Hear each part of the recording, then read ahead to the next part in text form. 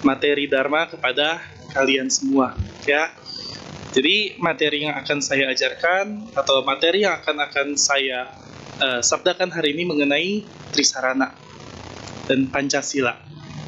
Kita semua tahu sebenarnya Trisarana itu apa. Sekarang saya mau tanya dulu kepada kalian, siapa yang di sini mengaku umat Buddha, angkat tangan. Siapa yang umat Buddha? Siapa yang umat Buddha, angkat tangan. Umat Buddha? Benar umat Buddha? Sudah Trisarana? Ada yang bilang sudah, ada yang bilang belum.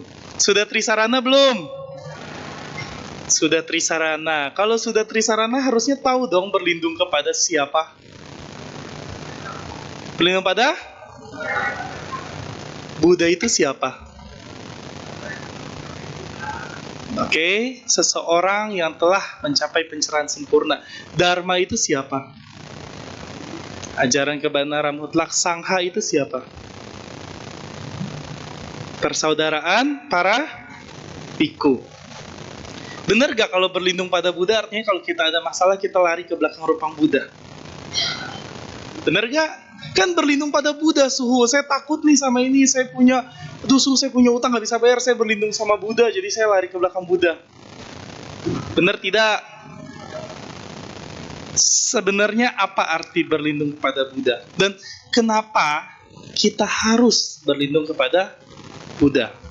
Ya, kita di sini sama-sama berkumpul pasti punya tekad, punya niat dari rumah datang, kita siap-siap, kita mandi, kita mungkin yang wanita pakai baju yang bagus, laki-laki pakai baju yang sopan, kita kumpulin niat, kita datang ke Wihara Dhammasuka, tujuannya satu, ya, belajar Dharma dan puja bakti. Belajar Dharma dan puja bakti. Sekarang saya tanya, Uposatha minggu lalu Bantenya ceramah apa? Lupa. Bantenya ceramah apa? Katanya kan kita punya niat mau belajar Dharma. Kita capek loh dari rumah, jalan ke sini. Kita ada yang naik transportasi umum, ada yang bawa kendaraan pribadi, macet-macetan, tujuannya untuk belajar Dharma. Tapi setelah suhu ceramah, mungkin kalian keluar dari sini pun udah lupa. Itulah umat Buddha. Ketawa berarti setuju. Umat Buddha itu paling sering lupa sama apa yang Sunya udah ngomong. Jangankan itu, kalian keluar dari sini pun mungkin udah lupa Sunya ngomong apa. Jadi Su akan bikin kata-kata yang simple, yang gampang untuk kalian ingat. Dan ini penting. Kenapa? Karena kalian itu hadir di sini menyatakan berlindung pada Buddha, berlindung pada Dharma, ada Buddhang Saranang Gacchami, Dhammang Saranang Gacchami, Sanghang Saranang Gacchami. Dan kalian harus tahu kepada siapa kalian berlindung. Bukan hanya diucapkan di mulut saja. Bagus-bagus kalau kalian bisa sampai ngambil Wisudi Trisarana dan Pancasila. Oke. 3 perlindungan atau dalam Mandarinnya San Kui atau dalam bahasa Palinya Trisarana. Berlindung kepada siapa? Berlindung kepada Buddha, Dharma, dan berlindung kepada Buddha adalah berlindung kepada seseorang yang maha suci dan sempurna. Kenapa kita harus berlindung kepada Buddha? Buddha, Gautama sama kayak kita. Sama-sama manusia. Di India zaman dulu dia lahir pun sama-sama manusia, sama-sama makan nasi. Sama-sama punya gigi, ya mungkin giginya 40, gigi kita 32, sama-sama punya 2 tangan, punya 2 kaki, punya 2 mata, 2 lubang hidung, mulut, telinga, semua sama. Tapi kenapa kita harus berlindung kepada Buddha? Ayo. Kan katanya kita udah berlindung pada Buddha belum? Udah. Tapi kenapa? Kan Buddha sama kita sama-sama manusia, sama-sama sama. Yang membedakan kita dengan Buddha Gautama adalah Buddha Gautama sudah mencapai pencerahan. Tanpa Buddha Gautama membabarkan Dharma, kita tidak mungkin ada di sini. Kenapa dibilang Namo Pense Sakyamuni, terpujilah guru akar Buddha Sakyamuni, atau terpujilah guru yang paling utama Buddha Sakyamuni. Buddha Sakyamuni dan Buddha Gautama itu sama. Karena kita harus tahu, tanpa Buddha Sakyamuni yang sangat sangat cinta kasih, kita tidak mungkin bisa tahu apa itu Dharma. Kalian tahu cerita Buddha Sakyamuni, setelah dia mencapai pencerahan 7 hari, dia udah mikir, udahlah saya ingin masuk ke Nibbana aja. Karena dia pikir, Dharma saya terlalu dalam, saya nggak bisa ngajar, banyak manusia itu nggak ngerti Dharma itu apa, saya ingin masuk Nibbana aja. Tapi apa yang terjadi? Saat itu Brahma Sahampati merangkapkan kedua tangannya, beranjali dan memohon, tolong ajarkanlah Dharma karena masih ada manusia yang memiliki sedikit debu. Apa yang dimaksud dengan sedikit debu? Masih ada manusia yang kualitas batinnya bisa mencapai pencerahan. Kalau saat itu Buddha Sakyamuni, Buddha Gotama tidak berwelas asih sama kita, dia masuk parinibbana, apa mungkin kita ada di sini? Betul? Betul? Jadi kenapa kita berlindung pada Buddha?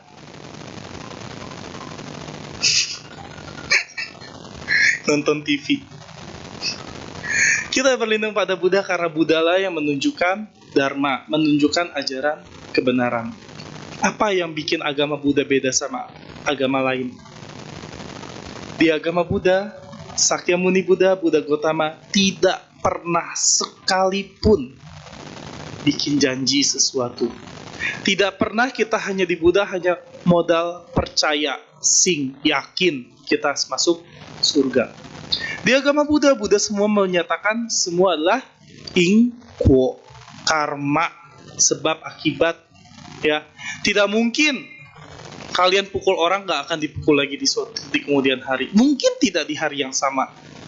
Tapi ingat, kehidupan bukan hanya kehidupan ini. Ya, jadi dalam agama Buddha itu tidak ada namanya janji-janji manis, janji-janji kalian akan tercerahkan. Bahkan Buddha sendiri pun dengan kekuatan dia tidak bisa membuat kita tercerahkan. Karena kenapa? Karena cuman kita sendiri yang bisa membuat diri kita tercerahkan. Lalu Buddha ngapain? Buddha menunjukkan yang kedua, namanya Dharma. Inilah alasan kita berlindung kepada Dharma. Kui Ifa. Berlindung pada Dharma bukan artinya kalau kalian lagi ada masalah, debt collector datang ke rumah, kasih Ami touching nih, Pak, bawa ini aja, bawa pulang. Tidak. Bukan berdharma ke debt collector datang, kalian kasih buku parita, nih Bapak baca ini aja, ada Dharma, kebenaran, Bapak nggak usah balik lagi. Tidak.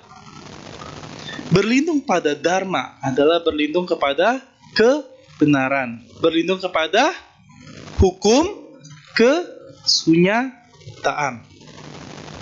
Ada hukum kesunyataan itu apa? Coba, pernah ngomong hukum kesunyataan itu yang Buddha babarkan sangat gampang, yaitu Cattari Arya Sacani. Apa saja itu? Ada 4. 1. Apa? Yang bisa angkat tangan coba. Loh, kalian ini udah berapa cicap gue datang ke sini?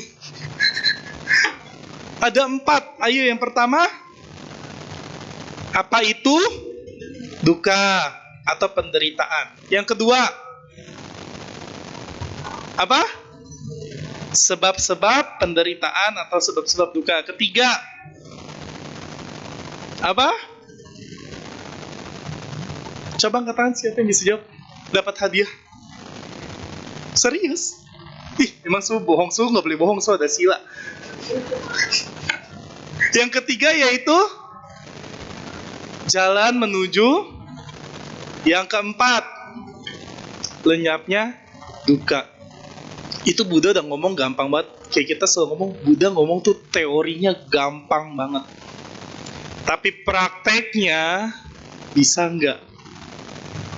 Baru badan sakit dikit, aduh badan sakit kenapa ya? Baru duit hilang dikit, aduh duit hilang kenapa ya? Baru ada masalah sedikit, aduh kenapa ya masalah saya bertubi-tubi banget? Kenapa hidup saya menderita sekali? Padahal Buddha udah ngomong yang kedua, ada sebabnya. Penderitaan pun terjadi juga ada sebabnya. Badan sakit karena kebanyakan duduk. Siapa tahu uang dia hilang karena ternyata dia judol. Gak ada yang tahu kan? Apalagi dia sampai Pai Kuan Im. Kuan Im pusat, tolong bantu saya menang judi. Di mana Kuan Im ngajarin kalian judi? Di mana Buddha Gautama ngajarin kalian berjudi? Terus kalau udah kalah, duitnya hilang, ngomong, aduh agama Buddha kenapa ya tidak, dewa-dewanya, Buddhanya tidak menolong. Padahal kalian tahu sendiri, judi itu tidak ada yang menang. Ya, apalagi Suhu banyaklah umat yang cerita ke Suhu dia kena masalah judi, biasa papanya lah atau mamanya, atau main buntut, main Singapura lah, tiba-tiba gak keluar lah, sampai Kuan Im di rumahnya digoyang-goyangin lah biar dia bisa dapat angka. Ayo, inilah kualitas umat Buddha. Tapi Suhu yakin umat Dharma Sukha gak akan begitu. Tepuk tangan. Oke. Kalau kalian menderita itu pasti ada sebabnya. Tidak mungkin penderitaan itu muncul tanpa sebab. Kalau kalian merasa, kenapa penderitaan ini muncul tanpa sebab? Ingat, kehidupan bukan hanya kali ini. Mungkin inilah buah karma kamu dari kehidupan masa lalu. Mungkin ada orang yang hidup saya sial terus, sehari saya sial, 2 hari saya sial, 3 hari saya sial, 4 hari saya sial, sampai seminggu berturut-turut saya sial. Tiba-tiba hari terakhir saya ditabrak mobil. Kenapa hidup saya menderita sekali, Padahal saya selalu ke wihara, saya selalu yamkeng, saya mendalami dhamma. Kasih tahu, kalau kamu mendalami dharma, tidak ada yang namanya kesialan. Kenapa? Karena semua jawabannya ada di dalam. Tanya, kamu mendalami dharma yang mana? Bukaga kamu pitaka? Bukaga kamu sutta? Bukaga kamu dhammapada? Kenapa kamu bisa ngomong gitu? Ya enggak sih Suhu, saya cuma baca-baca doang. Itulah yang jadi permasalahannya umat Buddha. Kenapa umat Buddha gak kayak agama sebelah ya? Kalau kebaktian tuh bawa buku. Kamu tahu sutanya umat Buddha itu tiga lemari pun tidak akan muat. Kamu mau bawa setiap hari kebaktian itu pakai truk ke sini? Kan nggak mungkin, ya. Jadi kalian refleksi diri, penderitaan yang kalian rasakan, karena di sini ada banyak orang nggak tahu, mungkin ada penderitaannya masing-masing. Kalian refleksi diri, kenapa? Ada sebab. Semua penderitaan itu pasti ada sebabnya. Kalian lihat ke dalam diri kalian sendiri. Kalian meditasi ke dalam diri kalian sendiri. Apa sebabnya sampai penderitaan itu muncul? Lalu masuklah yang ketiga, yaitu jalan menuju. Ini Suhu tunjuk nih nanti nih. Yang ketiga, jalan menuju lenyapnya duka, atau jalan. Ini kayaknya harus diancam dulu ya, baru mau jawab. Yang ketiga, jalan menuju lenyapnya duka. Buddha juga bilang semua penderitaan pun akan selesai.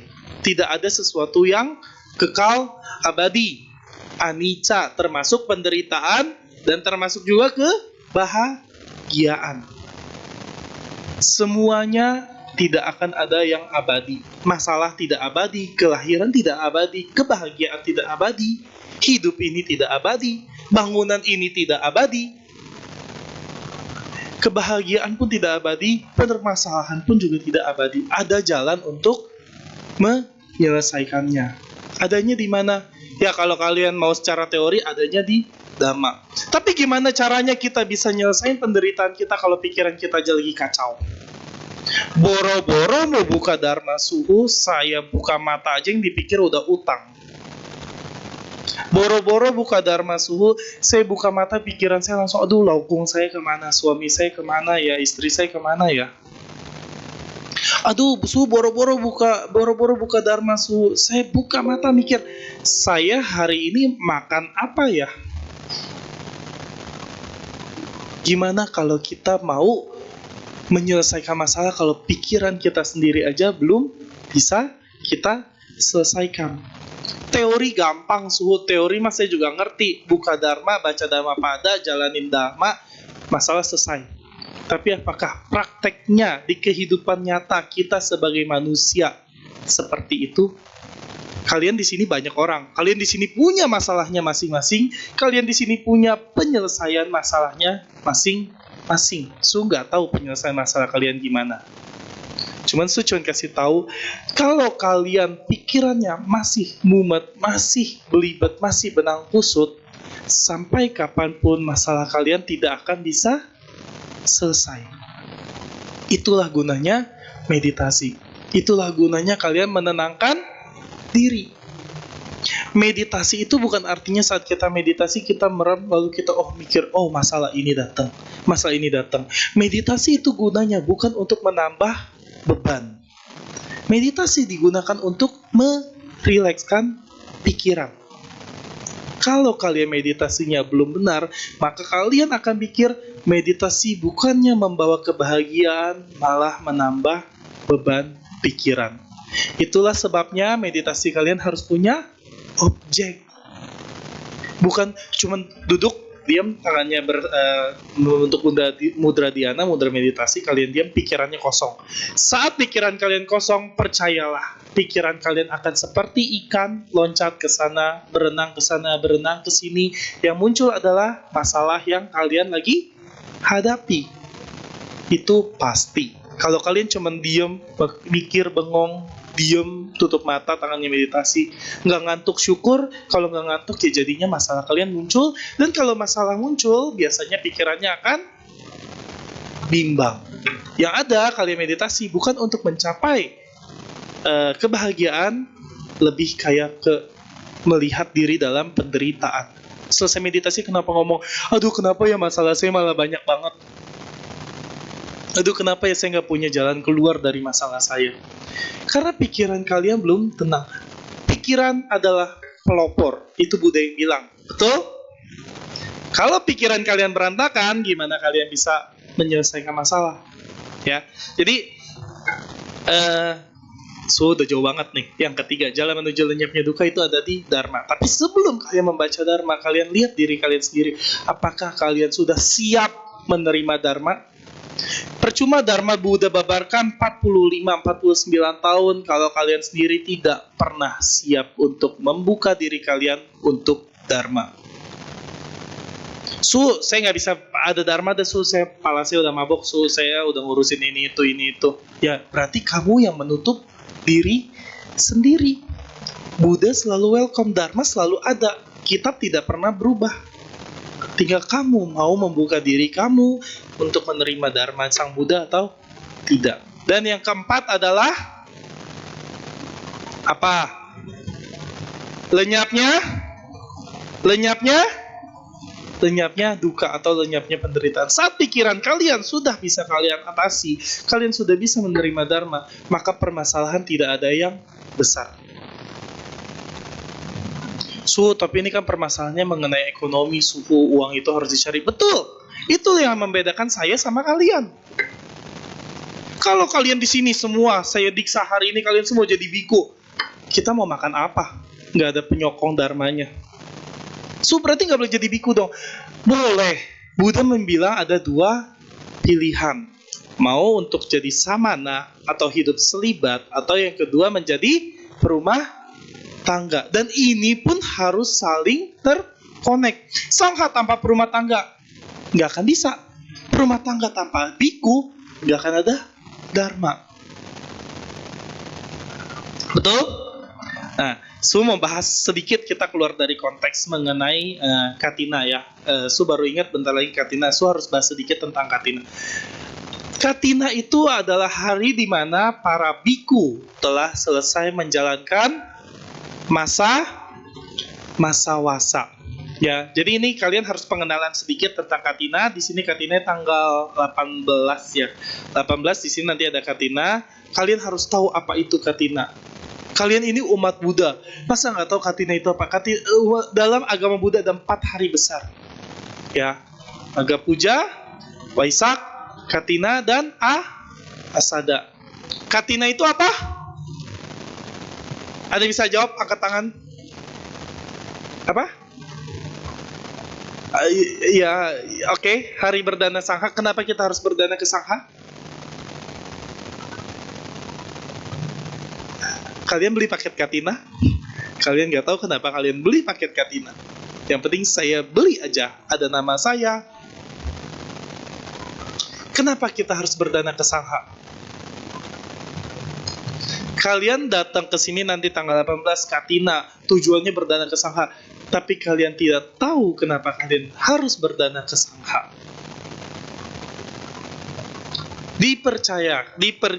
Jadi pada saat Buddha Gautama masih hidup, Buddha Gautama menetapkan ibaratnya seperti retret kepada para biku selama 3 bulan penuh di musim penghujan. Jadi waktu itu di India, musim-musim ini itu musim hujan.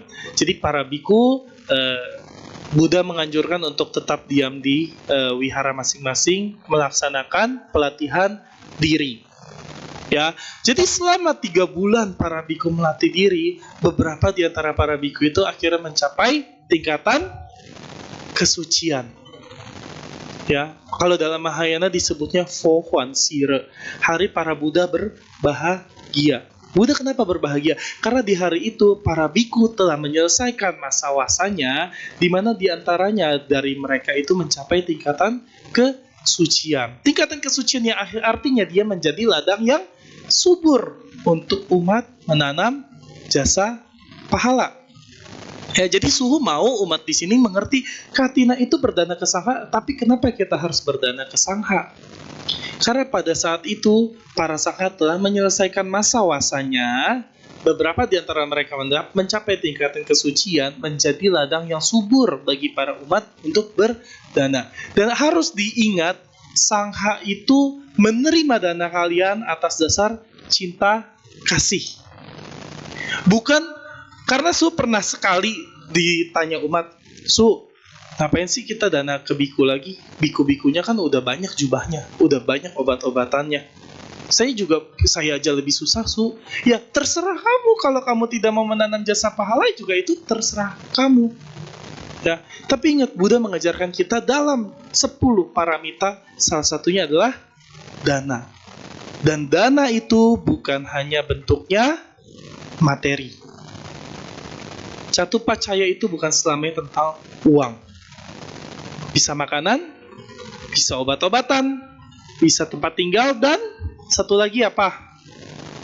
Jubah.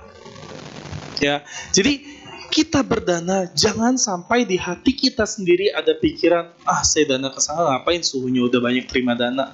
Tidak, karena kita para biku diajarkan untuk menerima kalian punya dana itu atas dasar cinta kasih. Dan dana kalian pun nggak boleh kita para biku pakai seenaknya. Kita udah diatur. Ya, biku yang menerima dana, misalnya jubah, tapi umatnya memberikan dalam bentuk uang, Suhu ini untuk beli jubah. Biku itu tidak boleh sekali-sekali menggunakan uang tersebut untuk keperluan yang lain. Karena apa? Karena niat utama dari umat itu berdana untuk jubah. Maka uang itu harus digunakan untuk jubah. Begitu juga, Su ini saya berdana untuk wihara. Tidak boleh biku itu pakai uang itu untuk yang lain. Ya, jadi itu sedikit tentang sila biku. Ya, jadi kalau kalian datang ke sini, Katina berdana, ingat itu bukan untuk kita, bukan untuk para biku, tapi untuk lebih ke kalian. Karena syarat dana itu ada 3. Yang pertama, bahagia sebelum. Yang kedua. Yang ketiga. Nah, terus kalau Su ngomong, ada umat, gue tadi habis dana ke Bantai itu 50 juta. Umat itu tetap dapat pahala atau enggak? Dapat gak? Yang dapat angkat tangan. 1 orang doang. Yang gak dapat angkat tangan. Ini kalian pada kemana ya? Halo? Namo Buddhaya.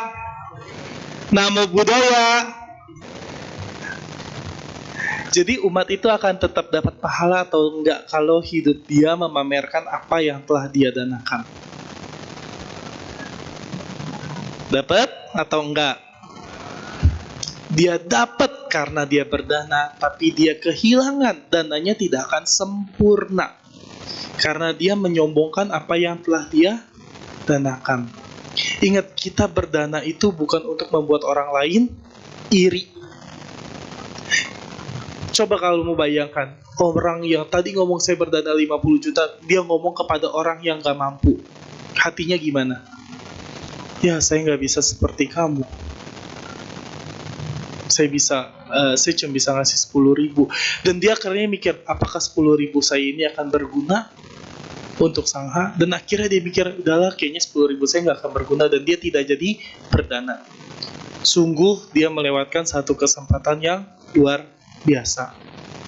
Ya, jadi mohon nanti saat kalian katina, kalian harus bisa bahagia sebelum berdana, bahagia saat berdana, dan bahagia setelah berdana. Jangan kalian umbar-umbar, saya udah dana ini, saya dana ini, saya dana ini. Nggak perlu. Itu cukup kalian yang tahu bahagia itu disimpan sendiri, itu udah bikin kalian bahagia. Ya, oke. Udah jauh soal tadi kita sedikit tentang katina. Oke, berlindung kepada Sangha yang ketiga. Berlindung kepada Sangha itu berlindung kepada siapa sih? Saya? Betul gak? Betul gak? Berarti kalau kalian ada masalah, larinya ke saya. Betul gak? Kan berlindung kepada Sangha.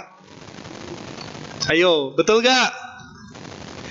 Apa yang dimaksud berlindung kepada Sangha? Ada yang bisa jawab? Angkat tangan. Hadiahnya grand prize, mobil Ioniq 5, tapi belum dibakar, tunggu meninggal baru dibakar. Ada yang bisa jawab berlindung kepada Sangha itu artinya apa? Berlindung kepada Sangha, kita selalu ngomong, kui isen, tang zi kui isen, tang yan chung sen, dong li da zhong, yi jie wai henan sen zhong. Berlindung pada Sangha, tang yan chung sen, demi semua makhluk. Tapi berlindung kepada Sangha itu artinya apa sih berlindung kepada Sangha? Kenapa kita harus berlindung kepada Sangha? Sangha juga sama, masih manusia. Bahkan Sangha belum mencapai pencerahan sempurna. Ngapain kita harus berlindung pada Sangha?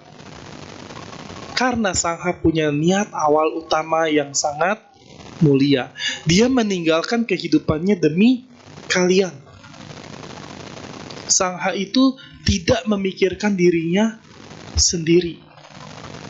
Sangha adalah penghubung di antara Buddha dan umatnya melalui Dharma yang diajarkan. Buddha telah lama parinibbana, Dharma masih ada.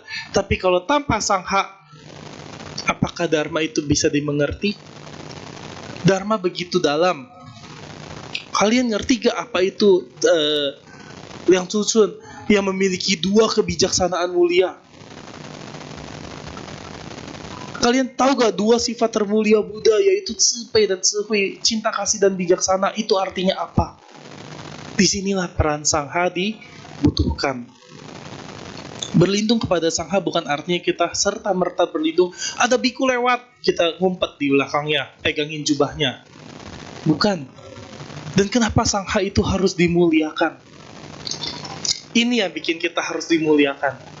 Jubah petak ini yang bikin kita harus dimuliakan. Kenapa? Jubah mau Theravada, Mahayana, Tantrayana, bentuknya pasti kotak-kotak seperti ini. Nih, ini jubahnya bentuknya kotak-kotak. Theravada pun juga, kalau kalian, ya cuman jangan ditarik ya jubah bantainya, kalian buka gitu, juga kotak-kotak. Tantrayana pun juga jubahnya kotak-kotak. Karena ini adalah aturan dasar dari Buddha. Disebutkan di Vinaya Pitaka, waktu itu Ananda nanya ke Buddha, Buddha jubahnya harus seperti apa? Buddha menunjuk ke sawah. Kenapa? Kalau kalian lihat ini jubah saya, itu seperti petak sawah. Betul. Yang dijawab itu betul, Buddha menunjuk ke sawah. Tapi kenapa? Karena Buddha merasa para Sangha itu sebagai ladang jasa. Kalau sawah itu untuk tanam padi, kalau Sangha itu untuk menanam pahala. Sangha itu mengabdikan dirinya bukan untuk dirinya sendiri. Sangha itu udah jadi punya kalian. Ya, jadi kalau suatu saat kalian punya masalah, terus kalian pingin curhat, itu tugas Sangha. Dan jangan pernah kalian ragu.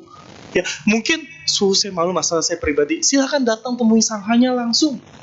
Nggak mungkin Sangha itu menolak, karena itu udah tugas kita. Hongfa Sejiao, membabarkan Dharma adalah pekerjaan para biku, termasuk membimbing umat.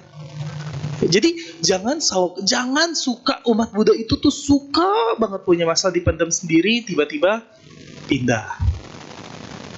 Tiba-tiba tidak ada keyakinan. Padahal dia sendirinya aja nggak pernah mau nanya ke biku.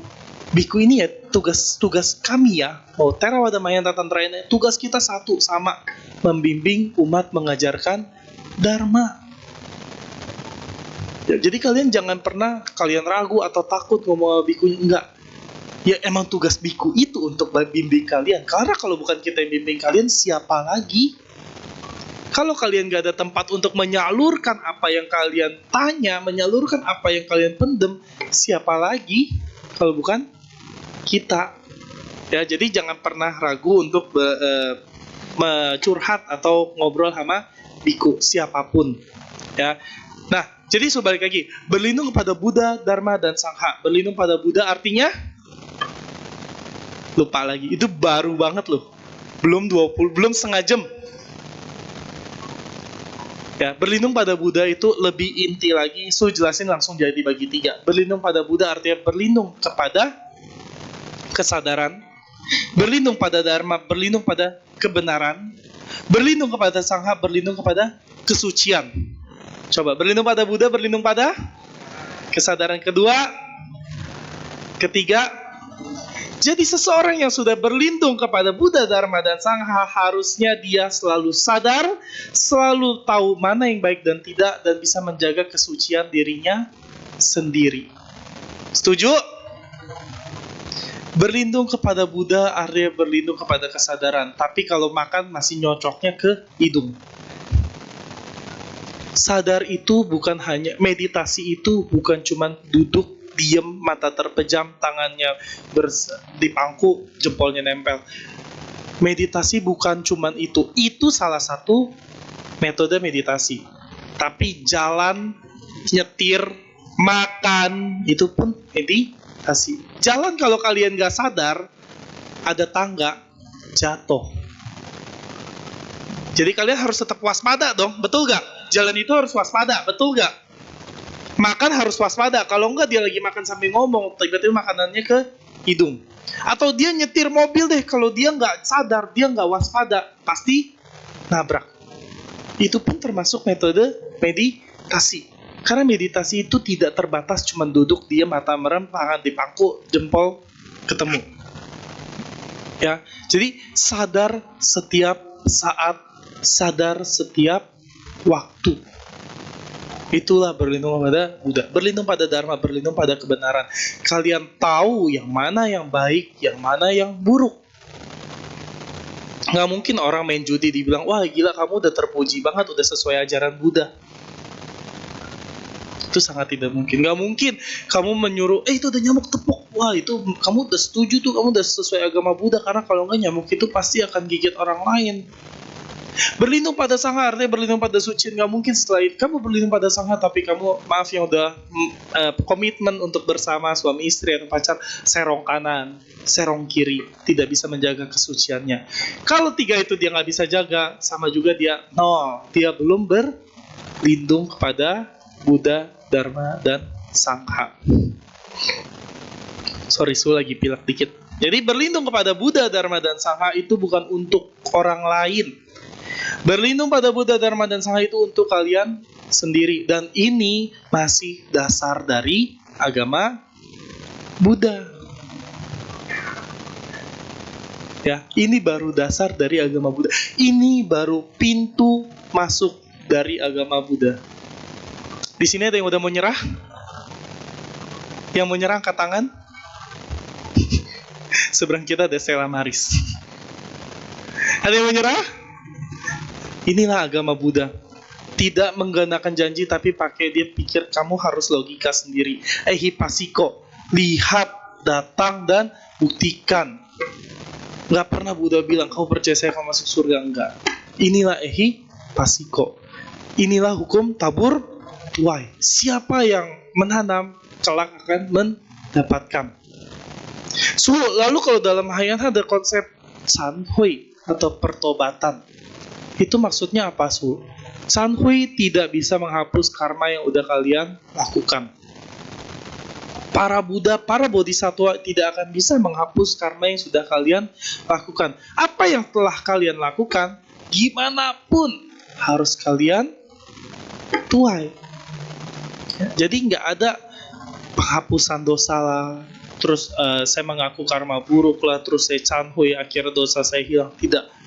Kalau memang kayak gitu, maka agama Buddha adalah agama yang paling tidak adil. Kalian melukai seseorang, lalu kalian mengakui kesalahan, lalu orang itu nggak sembuh tetap, tapi kalian nggak dapat karma. Adil gak bagi orang itu? Adil gak? Namo Buddhaya.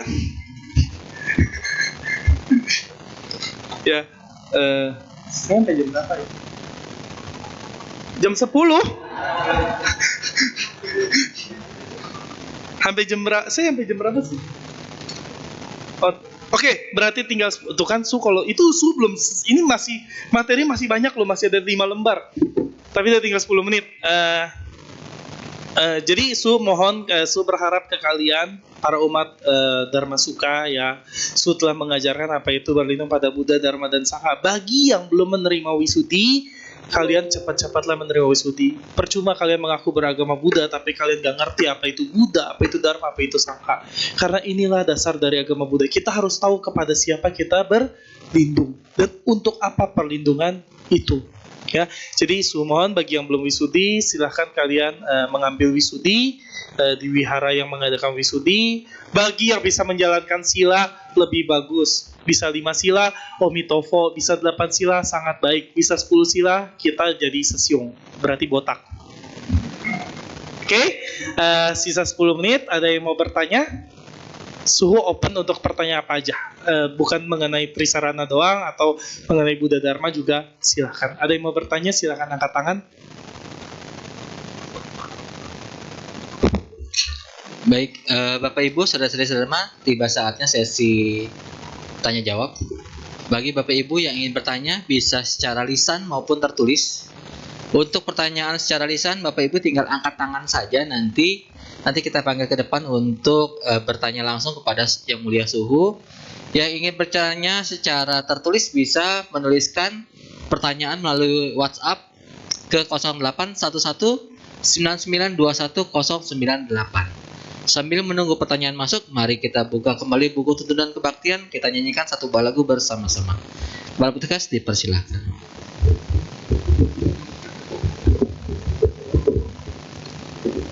Kita buka kembali buku tuntunan kebaktian. Pada halaman 68 kita nyanyikan bersama-sama Masihkah Ada.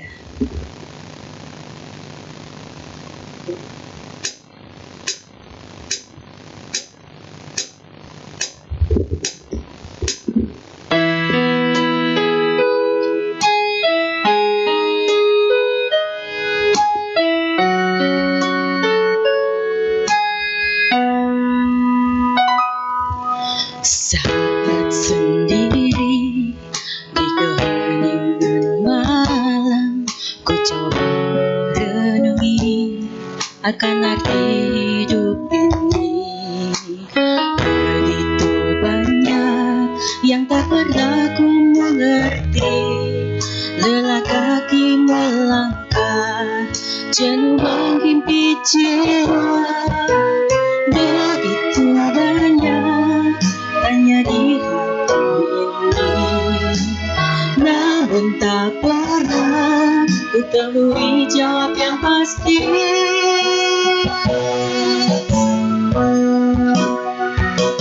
Masihkah ada di hati kita kejujuran dan ketulusan? Mengapa kita harus berdusta pada diri sendiri? Mengapa kita merasa bangga akan kebodohan sendiri? Seakan saja kita rela berikan tanda. Begitu banyak tanya di hati ini, namun tak pernah ku temui jawab yang pasti.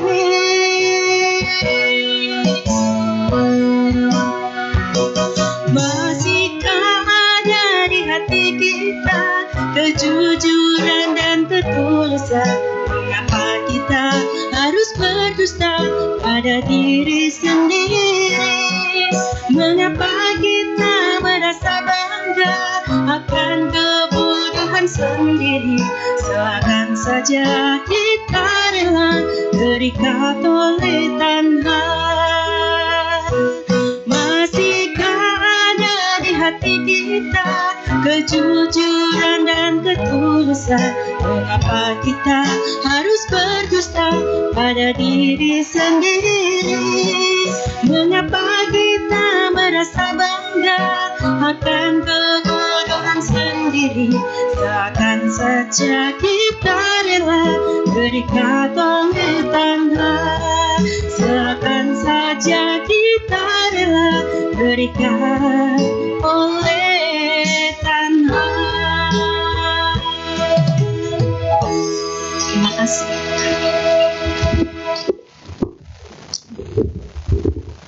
Baik, tiba saatnya sesi tanya jawab. Apakah ada Bapak Ibu yang ingin bertanya secara lisan? Kami persilahkan untuk angkat tangan. Ya.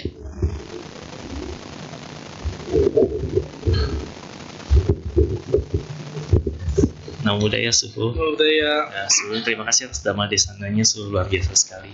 Izin bertanya Suhu, tadi terinspirasi dengan Dhamma Desana Suhu juga muncul pertanyaan ini mengenai meditasi Suhu. Jadi kayak tadi Suhu bilang misalnya habis meditasi bukannya tenang gitu kan, malah bikin kacau gitu. Nah, ini istilahnya fenomena yang benar-benar terjadi Suhu. Kayak kita meditasi bukannya tenang malah kacau. Nah, apakah jika kita mengalami fenomena yang demikian, berarti kan ada cara meditasi kita yang salah, sehingga kita tidak tenang. Apakah anjurannya itu adalah kita harus mencari guru meditasi sehingga kita bisa belajar bagaimana meditasi yang baik dan benar sehingga tenang? Atau nggak apa-apa kayak misalnya kacau, terus eksperimen sendiri sampai tenang lah gitu, tanpa bimbingan dari guru meditasi. Jadi sebenarnya apakah kayak kita meditasi yang otodidak itu masih oke, atau memang anjurannya kalau misalnya kacau lebih baik cari guru sampai benar-benar kita bisa meditasi yang baik dan benar sampai tenang. Itu aja Su. Terima kasih Su. Tepuk tangan untuk pertanyaannya. Oke, ini pertanyaannya menarik ya.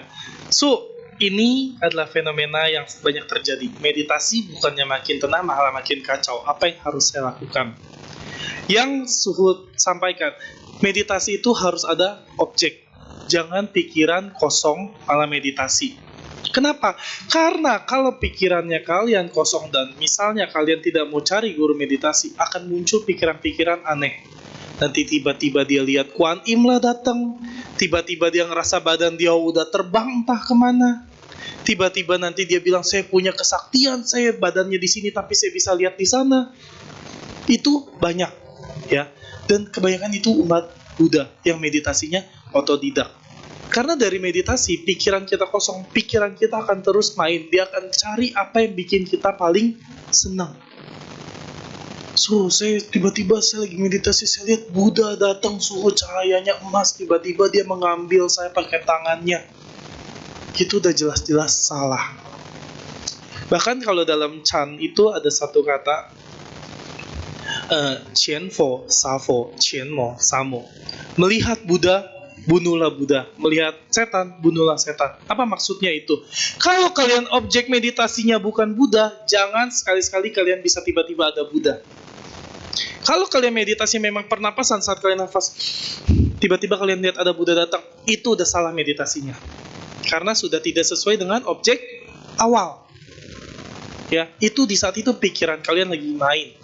Maka ada kata-kata Qianmo, Samo, melihat setan, bunuhlah setan di meditasi itu. Ya, jadi meditasi pun perlu bimbingan dari guru.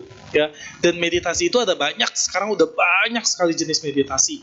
Ya, objek pun juga ada banyak. Jadi kalian silahkan kalian meditasi. Lebih baik itu kalian hanya meditasi pada dua. Biasanya hanya metta dan vipassana. Wipasana artinya kalian hanya fokus pada nafas. Jangan kalian pikirkan yang lain. Jangan kalian pikirkan tiba-tiba ada Buddha datang, tiba-tiba ada ini, ada itu. Itu udah keluar dari jalur. Meta artinya harus dengan cinta kasih yang dikembangkan dari kita ke orang sekitar, ke lingkungan yang lebih luas, ke musuh-musuh kita, ke alam-alam yang lain yang mungkin tidak terlihat, ke binatang pun termasuk. Ya, itulah objek meditasi. Kalau kalian berlatih meditasi tanpa objek, kalian malah bikin makin kacau, terus kalian lanjutkan itu pikiran, hasilnya kalian akan 11-12, jam 13 biasanya. Ya, kalian akan muncullah pikiran-pikiran yang aneh, muncullah pikiran-pikiran.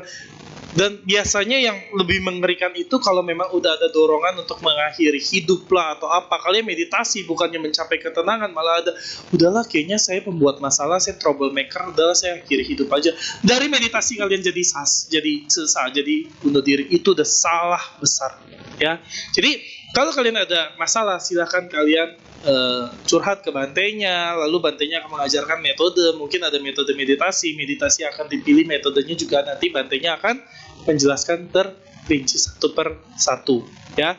Jadi kalau udah ngerasa meditasinya makin buruk, makin salah, jangan sekali-sekali kalian lanjutkan meditasinya, ya, karena biasanya kalau nggak akan makin get it worse, makin parah lagi, atau kalian akan bereksperimen dengan diri kalian sendiri.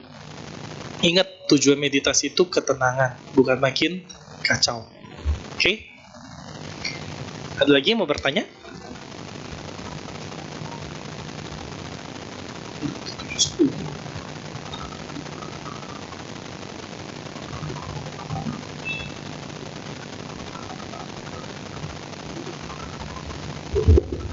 Baik, kita lanjut dengan pertanyaan tertulis, Suhu. Namo Buddhaya, Suhu izin bertanya, boleh tolong dijelaskan mengenai konsep Sukawati atau Pure Land dalam aliran Buddhis Mahayana? Apakah Sukawati itu suatu alam kehidupan atau suatu kondisi mental atau batin? Terima kasih, Suhu. Oke, itu kok saya jawab ya. Ini kalau saya jawab Sukawati sendiri, subuh kita baru pulang. Karena panjang sekali, sangat panjang sekali. Oke, dalam Mahayana itu ada satu konsep di mana namanya Sukawati. Dan Sukawati itu di dalamnya ada Buddha Amitabha sebagai pembimbing di Sukawati lokal. Mungkin banyak kalau kalian suka lihat umat Mahayana ngomongnya bersama-sama lahir di alam bahagia atau Suwang Ulyang Pang Fotsa, lahir di alam Buddha Amitabha atau Yansen Sifang Ching Tucung. Semoga kita terlahir di surga barat, Ching Tucung, Sifang arah barat, ya. Karena dipercaya surga Sukawati itu adanya di arah barat. Dan ini harus jelaskan kenapa dia disebut barat, karena barat itu seperti akhir dari hari, akhir dari kehidupan, matahari terbenamnya di barat. Tapi sebenarnya di mana barat itu tidak ada yang namanya benar-benar barat. Kalau Su nunjuk ke sini, ini barat. Terus bumi itu berputar. Ujungnya akan muncul lagi di sebelah timur. Jadi tidak ada yang namanya benar-benar barat, tidak ada yang namanya benar-benar timur. Barat di sini itu suatu kondisi di mana hari telah berakhir, matahari terbenam di barat, kehidupan pun akan terlahir di barat, ya. Jadi bukan benar-benar barat. Sukawati itu suatu alam di mana Buddha bilang yang namanya alam akan hancur. Begitu juga surga, begitu juga Sukawati. Itu alam di mana di saat, jadi Buddha mengajarkan Dharma itu ada 84.000 pintu, ya, Pasesuan Famen, 84.000 pintu Dharma. Lalu Buddha mengajarkan Sukawati, Buddha menganjurkan Sukawati, kenapa? Karena dinilai yang paling gampang, cukup dengan Nienfo. Tapi ingat, Nienfo di sini harus dilakukan juga dengan perbuatan. Kalau kalian Nienfo doang perbuatannya tetap amburadul, nggak akan bisa mencapai Sukawati. Nah, kenapa Buddha mengajarkan Sukawati? Karena Sukawati itu dinilai metode yang paling efektif dan paling gampang bagi umat Buddha untuk mencapai Nibbana. Kenapa? Karena begitu kalian mencapai Sukawati dan tingkatannya ke-9 atau Sangping Sangsen, itu kalian akan turun lagi di mana saat Buddha Maitreya turun ke dunia. Tingun Senfa. Nah, Buddha Maitreya turun ke dunia hanya membabarkan 3 kali seumur hidupnya. Tidak seperti Buddha Sakyamuni yang akan babarin terus. Buddha Maitreya turun ke dunia hanya babarin 3 kali, namanya Lung Hua San Hui. Ya, ini ada di Mila Sia Seng Ching. Ini udah masuk ke Mahayana banget. 3 kali, di mana 3-3-nya itu kalau kalian bisa dengar, kalian bisa Cengcie, Anutara Samyak Sambodhi, mencapai ke Buddhaan. Nah, untuk mencapai kebuddhaan, untuk lahir di saat Maitreya lahir itu sangat sulit. Karena kita tidak bisa menentukan di mana, kapan kita bisa lahir. Tapi Buddha bilang, kalau kalian bisa mencapai Sukawati di tingkatan paling atas, kalian akan turunnya akan sama-sama saat Maitreya turun ke dunia. Ya, jadi dibilang itu metode yang paling gampang. Tapi kalau disebut itu alam atau bukan, iya. Kenapa? Karena Buddha Amitabha pun suatu saat akan mengalami parinibbana. Ya, jadi Buddha Amitabha saat ini sama seperti Buddha Sakyamuni, mungkin jangan beda alam. Di mana di alam Sukawati dia saat ini sedang membabarkan dharma, dan suatu saat pun dia harus masuk ke nibbana.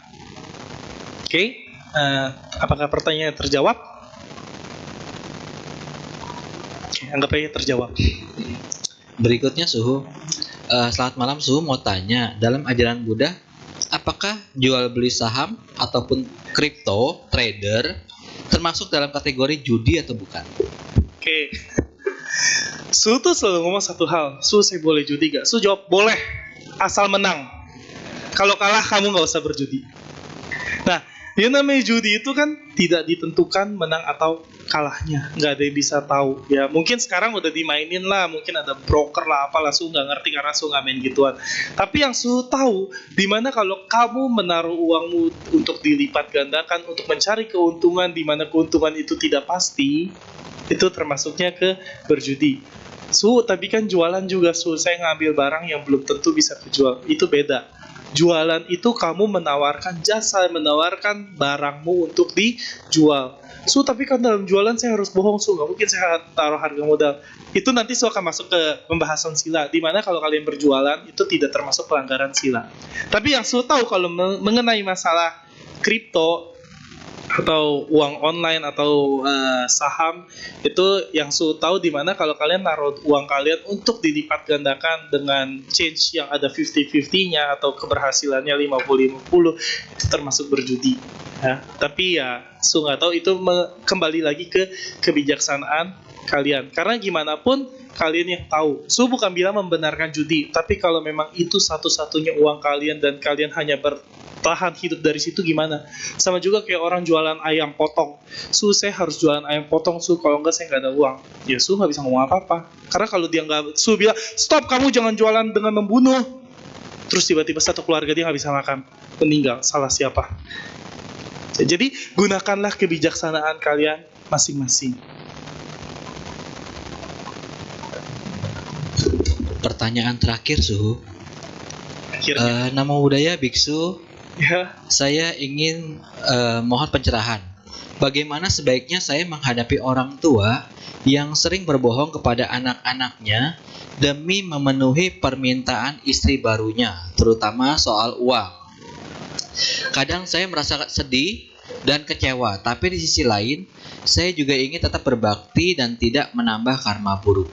Mohon bimbingannya Suhu, bagaimana cara menjaga hati dan pikiran agar tetap tenang dan tidak terbawa emosi dalam situasi seperti ini. Terima kasih. Tawa ya. Ini penderitaan orang loh, kita nggak boleh ketawa. Oke. Untuk siapapun yang bertanya, Su juga lahir dari keluarga yang tidak baik-baik. Ya, jadi Su juga punya papa mama sambung. Jadi papa Su udah pisah masing-masing. Terus sampai Su kerja, dia masih minta duit buat kasih ke istri dan suami baru. Jadi Su harus hidup waktu itu 4 papa mama.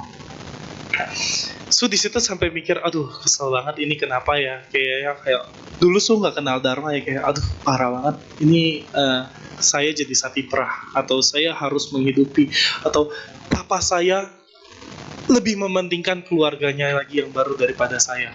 Ya ini bukannya Su nggak mau jawab, ini sulit dijawab karena gimana pun ini dari mindset pikiran kalian. Di satu sisi kalian ingin terus berbakti, itu bagus sekali, tapi di sisi lain kalian nggak bisa bohongin diri kalian sendiri kalau kalian udah mulai give up. Ya jadi Su saranin cuci aja udah jadi biku aja. Kalian gak akan ketemu papa mama yang mana. Gak, itu bercanda. Kalau mau serius juga boleh. Maksudnya dengan caranya kalian kayak gitu, kalian pasti tahu yang terbaik untuk diri kalian sendiri. Karena gimana pun kita memang benar yang Buddha bilang, berbakti itu gak akan ada batas usia. Sampai kalian kapanpun bakti orang tua itu gak akan bisa dibales.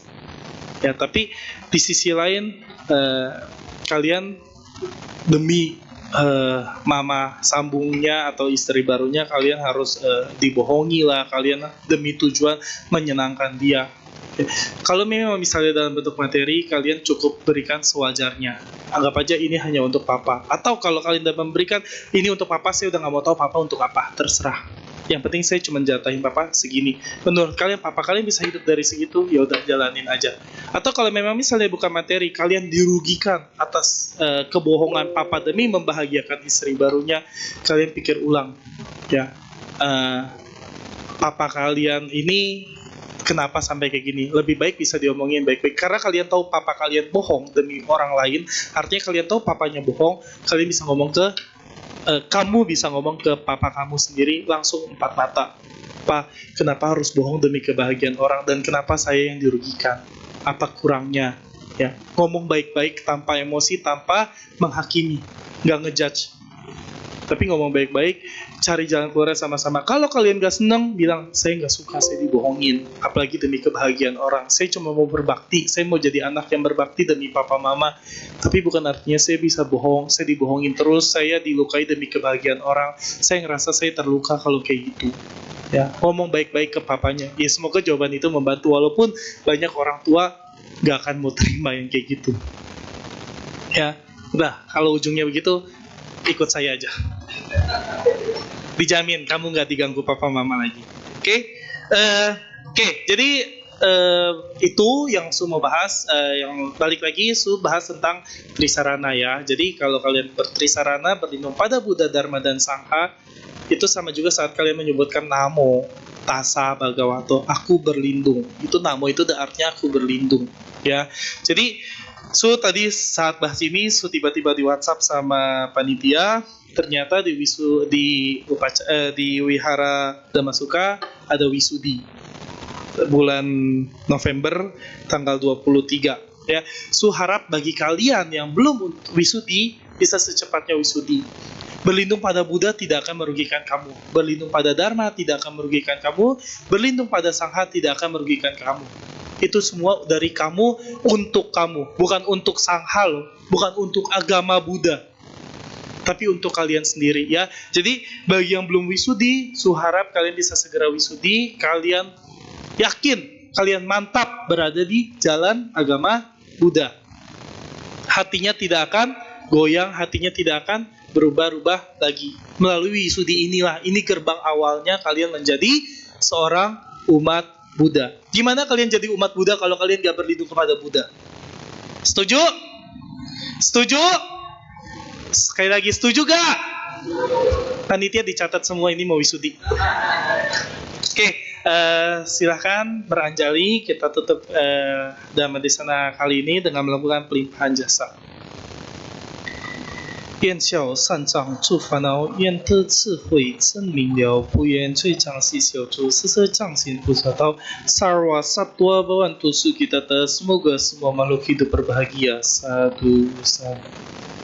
Oh ya, satu pesan Su yang terakhir, ini kita lagi di musim pancaroba ya, jadi nanti panas hujan, kalian harus bisa jaga diri kalian masing-masing. Jaga diri kalian, dengan cara kalian jaga diri kalian jaga keluarga kalian, ya. Jangan terlalu capek, jangan terlalu kena hujan, jangan terlalu kena panas, ya. Jaga diri kalian paling penting. Karena kalau kalian gak bisa jaga diri kalian, gimana kalian mau jaga orang lain? Oke? Mitofo.